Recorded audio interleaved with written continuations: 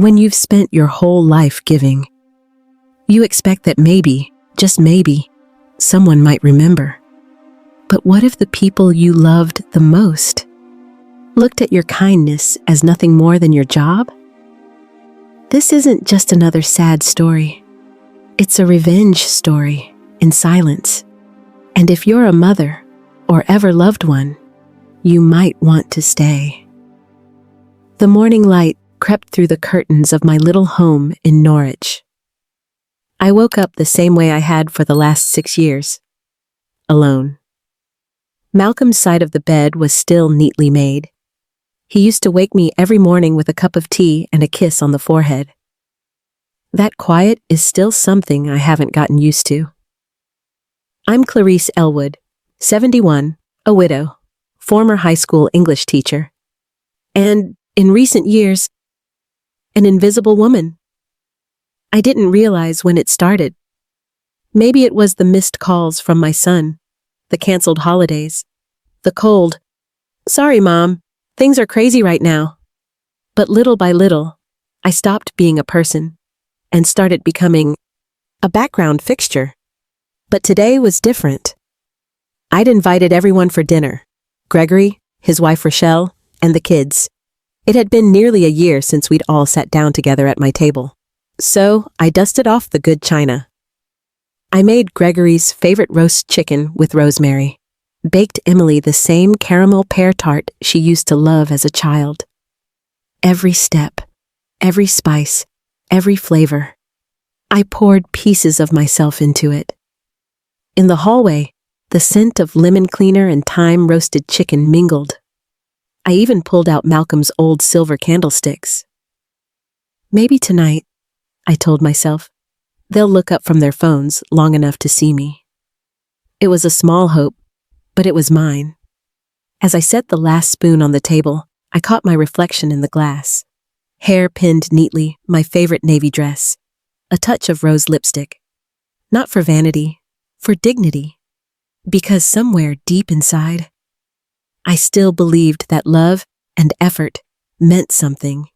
Even if they'd long forgotten, I remembered, and I was ready to see if what I gave ever really mattered. The doorbell rang at exactly 6. Gregory was always punctual, at work, at dinner, even when being distant. He stepped in with Rochelle trailing behind, clutching her handbag like the house might stain it. "Hey, Mom," he said with a quick, one-armed hug. Rochelle air-kissed my cheek. Not even an inch of skin contact. Emily and Thomas followed. Emily muttered, "Hi, Grandma," without looking up from her phone. Thomas barely nodded, but at least they were here. I welcomed them in with a smile that took effort to hold. "Dinner's ready," I said softly. "Hope you're hungry." As we settled at the table, I tried to make conversation. "How's work, Gregory?" "Busy," he replied, cutting his chicken. "You know how it is." I didn't. Not anymore, but I nodded anyway.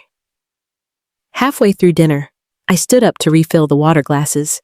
Just habit, really. That's when it happened.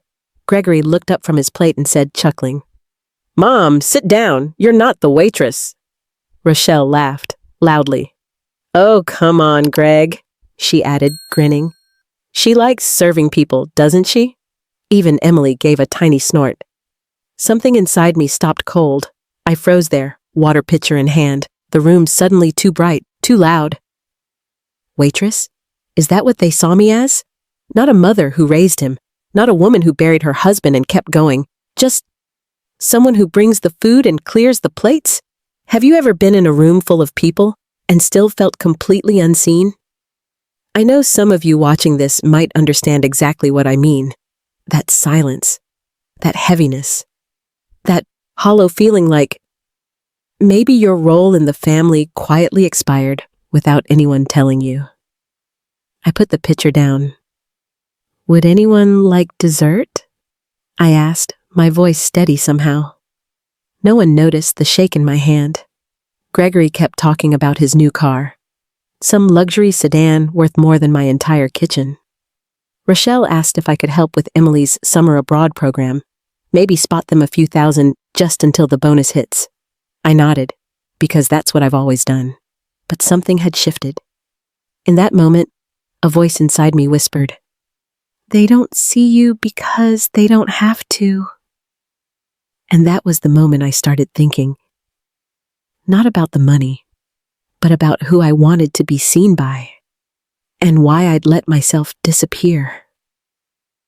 Quietly, I reached under the table and squeezed my wrist. Just a reminder, I was still here, even if no one else remembered. That night, after the table was cleared and the kids had disappeared into their phones, I sat on the edge of my bed, still in my dress. I hadn't changed out of it. Something about shedding it felt too final, like it would mean giving in, but I couldn't stop hearing his voice. "You're not the waitress." As if that was a kindness. What stung wasn't just the joke. It was how normal it felt to everyone else. Rochelle's laugh. The way Emily didn't even glance up. It wasn't the first time I felt invisible, but it was the first time it felt intentional. Later that week, Gregory called. Not to say sorry, just a casual check-in. He mentioned Rochelle was looking into a summer opportunity for Emily, language classes in Paris. Then came the familiar question, wrapped in politeness. "If you could just help with a few thousand to front the tuition, Mom, we'll pay it back in no time." It was always just a little, just until the bonus. Just to cover this one thing. I remembered, years ago, how I stayed up sewing Halloween costumes for Gregory when we couldn't afford the store-bought ones. He never knew I sold an old gold bracelet to buy his first suit for prom. Not that he asked. And now I was just the bank.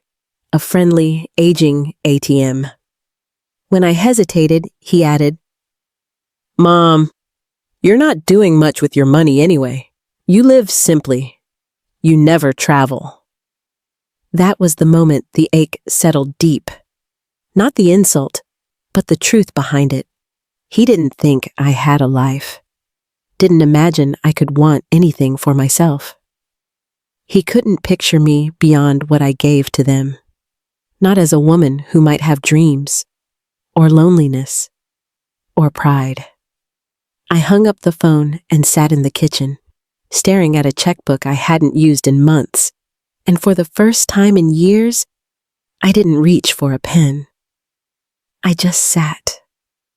Because maybe not signing that check was the first small act of remembering me. My late husband Malcolm once told me, "People don't mean to forget you, Clarice. They just get used to you being there." But maybe it's time I stopped just being there. Maybe it's time they remembered why I was ever there to begin with. It was just after midnight when I opened the drawer where Malcolm used to keep our documents. Behind old bank statements and birthday cards, I found the envelope. Will, Clarice Elwood, blank and untouched. I stared at it for a long while. I'd always assumed the money, £70,000 in quiet investments and leftover pension, would just go to Gregory and the grandkids. Because that's what mothers do, right? We leave what we have behind, even if no one ever bothered to ask what we needed while we were still alive. But that night, I didn't see legacy. I saw exhaustion. I saw a woman who'd shrunk herself for so long, her family had forgotten she had edges. That night, I made a decision. Not out of anger, but clarity. I rewrote my will. 1/3 would go to a local foundation for elderly women living alone. Women like me who gave their lives to their families and now eat dinner in silence. 1/3 would go to Joan, my neighbor of 20 years. She brought me soup when I was sick, sat with me when Malcolm passed, and called every week just to ask how I was feeling. 1/3 would go to Emily, the only one who ever lingered when I spoke. The only one who didn't laugh. Not a penny for Gregory or Rochelle. Not out of spite, but because inheritance should reflect connection, not obligation. I sealed the envelope, pressed it shut with both palms, and placed it in the fireproof box under the bed. Then I sat back and waited for a feeling I hadn't had in years. Relief. Not because I was punishing anyone, but because, for the first time in decades, I had chosen me. A few days later, Joan dropped by with a casserole. I looked her in the eye and said, "I just rewrote my will. You're in it." She gasped. "Clarice, I didn't." I raised a hand. "You never asked. That's exactly why." She cried, and I didn't, because this time I wasn't sad. I was finally seen. And I realized something simple but radical. If my own child can't see me while I'm alive, then he doesn't deserve to carry my name in death. I left without fanfare. One Sunday morning, I packed a small suitcase, locked the front door of the house Gregory had once said was too big for someone your age, and boarded a train to the seaside town of Seaford. There, I moved in with Margaret, an old friend from my teaching days. She'd invited me many times over the years. I always declined, until I couldn't find a reason to say no anymore. The first few days felt strange. Not sad, just open. Like my time was finally mine. I took long walks by the water. I joined a beginner's watercolor class at the community center. I started journaling again. Not about them, about me. One morning, as I stood at the pier watching the tide roll in, my phone buzzed. A message from Emily. "Grandma, I'm sorry for laughing that night. I didn't mean to. I didn't even think. I just followed everyone else." I stared at the message, tears forming, not from pain, but from the honesty. "Can I write you letters? I'd like to know what you're up to." My heart whispered, "Yes." Weeks passed. Gregory didn't call, but I heard from Joan. I heard from Margaret, and I heard from myself too. Through paintings and pages I'd long forgotten how to fill. I painted my first sunset and mailed a photo of it to Emily with a short note. "Sometimes the sky needs to break before it shows you gold." She wrote back the next week, describing the poetry class she just joined. We had never had that kind of bond before. One afternoon at the cafe, Margaret leaned over and said, "You look lighter, Clarice. Like you stopped carrying everyone else's expectations." I smiled. "I haven't disappeared. I've just stopped proving I exist." Somewhere in those quiet mornings, I stopped waiting for Gregory to change. I stopped needing Rochelle's approval, and I stopped measuring my worth by how many times the phone rang. I realized something nobody had ever told me. You don't need a stage to matter. You don't need an audience to be valid. And just because they forgot how much you gave, doesn't mean you owe them another piece of yourself. I wasn't punishing them. I was rescuing me. I didn't vanish. They just stopped looking. And now, for the first time in a long, long time, I had the space to see myself. It was late October when I came back. Not permanently, just for a visit. 6 months had passed since I left, since I quietly reminded everyone that I wasn't furniture in their lives. I was the one who built the room. Gregory didn't know I was coming. Neither did Rochelle. But Emily did. She'd written me every week, and last Thursday's letter ended with, "Grandma, will you come to my choir recital? I saved you a seat." I couldn't say no to that. When I arrived, they were all there, gathered outside the school auditorium. Gregory looked up, eyes wide. He stepped toward me, unsure. "Hi, Mom," he said. "You look different." "I feel different," I answered simply. During the performance, I watched Emily stand tall in the center, singing her solo with a confidence that surprised even her. When she finished, our eyes met, and she smiled like she knew she had been seen. Afterward, we all went to a diner nearby. Rochelle sat quietly. Gregory kept glancing at me like he wanted to say something but didn't know where to start. Then finally, he did. "Mom," he said, pushing aside his glass.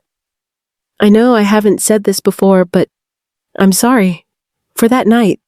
For a lot of things." I didn't rush to respond. I just nodded. He continued. "I didn't realize how much we relied on you to hold everything together until you weren't there." I let that sit for a moment. "You didn't lose me, Gregory," I said softly. "You just stopped seeing me." He lowered his head. Rochelle reached for her purse, but paused. Then Emily said, "You coming back?" "No, sweetheart, just visiting. I like who I am when I'm away." That night, I walked alone back to the small hotel by the station. I wasn't angry. I wasn't triumphant. I was free. A message for you, watching this, if you've ever felt invisible to the people you've given your whole heart to. I hope Clarice's story reminds you, you don't need anyone's permission to reclaim your place in the world. Have you ever quietly walked away, just so they'd finally notice what they lost? Share your story in the comments. You might remind someone else that silence can be the loudest kind of strength.